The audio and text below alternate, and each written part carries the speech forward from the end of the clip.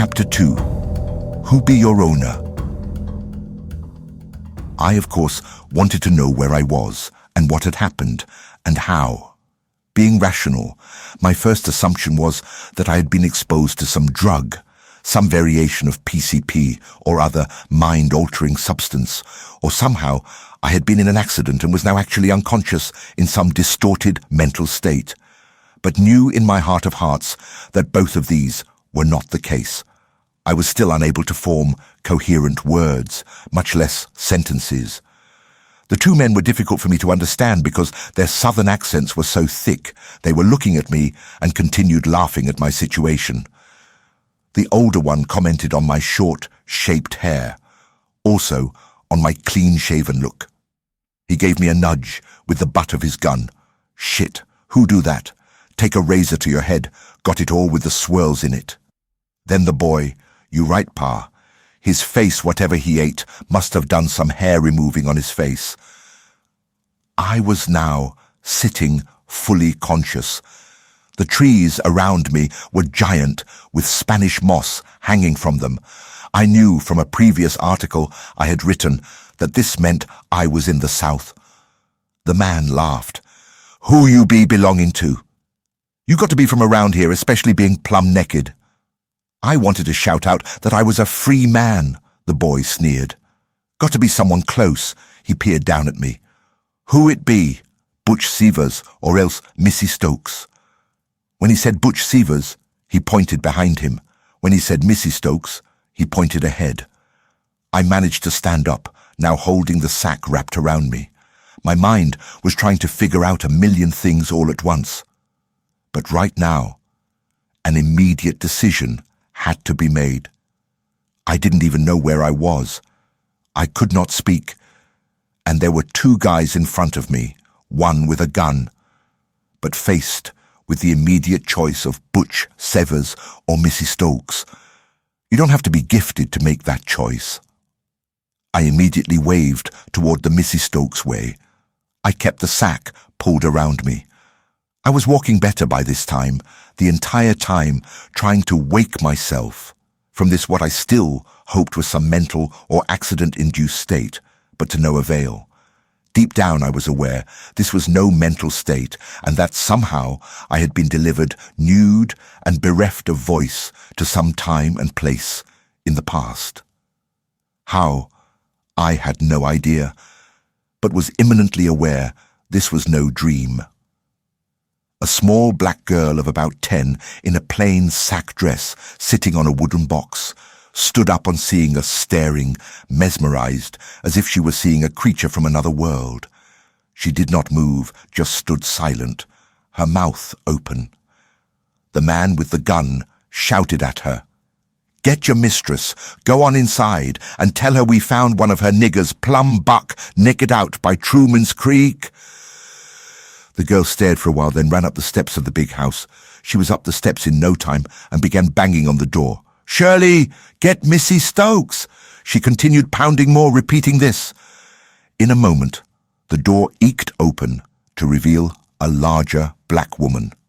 She also wore a long, rudimentary dress. Her hair was up in a cloth bun. She stood staring. She was looking from the men to me, then to the small girl. The man shouted, You got to get your mistress. Nigger here says he belongs to her. The woman stared at me for a while, as if unable to comprehend what she was seeing. The boy shouted, Well, go on. We got business we got to be attending to. The woman waved the small girl inside, pulled her to her side protectively, and closed the door behind her. The man turned to me. What? You must be a fresh one. Seems like them niggers never saw your black ass. Something told me to agree with this, me being a newer acquisition. The only other option was to be delivered to a guy named Butch. In a while, the door again opened. First out was the small girl, standing on the porch, staring at me.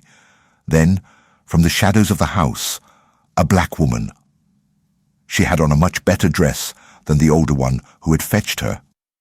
She smiled, looking at the two men. Well, it's Marcus White and his boy. The man tipped his hat. The boy spoke up. We was down by Truman's Creek. We found this nigger, plumb naked. I had a cotton seed sack with me and gave this to him. Nigger was plumb stupefied. Me and my pa reckoned he must have eaten some of that nightshade plant. The black woman was now entirely on the porch.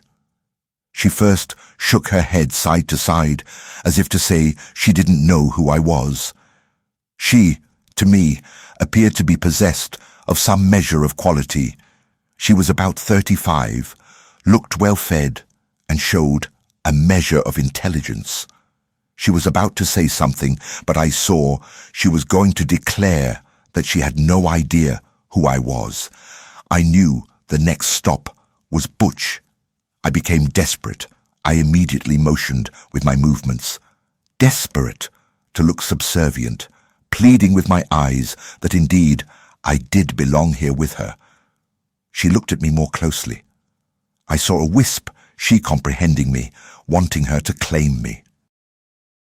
I continued intimating, making my desperation manifest. She continued looking. Then addressed the man. Mr. Marcus, I got me 30 niggers here. Did have some new ones come in a while back. Tell you what, leave him here. Put his ass in that back shed. She shouted at the black woman. Clara, get this naked fool some pants and a shirt. The black woman walked down the steps, taking the girl with her, and went into one of the buildings. A while later, she came out with a handful of decrepit-looking clothes. She walked up, still staring, mainly at my hair, and handed it to me as if I had some disease. The man pointed with his gun at a smaller back building. That one. The black woman, Missy Stokes, shook her head. Yeah. Be sure to put a clasp on the latch. When Sampson, my field driver, gets back, I will have him tell me who he is. The boy stood, then moved forward, as if wanting something, declaring, We did bring this dumbass nigger back. Was hoping. Missy Stokes smiled. She went back into the house and came out holding something. She motioned the boy up while telling the man, Your boy got some sense, Mr. White. The boy came up. She handed him some coins, telling him, Now, don't keep it all for yourself. The boy took it and went back to his pa. The man with the gun motioned for me now with clothes in one arm and the other still holding up the cloth around my waist. You heard her. Get your black ass into that shed. He turned and smiled at the woman as the boy showed him the coins. Much appreciated, Missy Stokes. I was prodded forward and soon found myself in the shed's confines. It was sparse, a dirt floor, with a pile of matted straw in one corner. A bed, I surmised. The door shut, and I heard the latch click into place. Then the voices of the man and the boy wafted off as they left the area.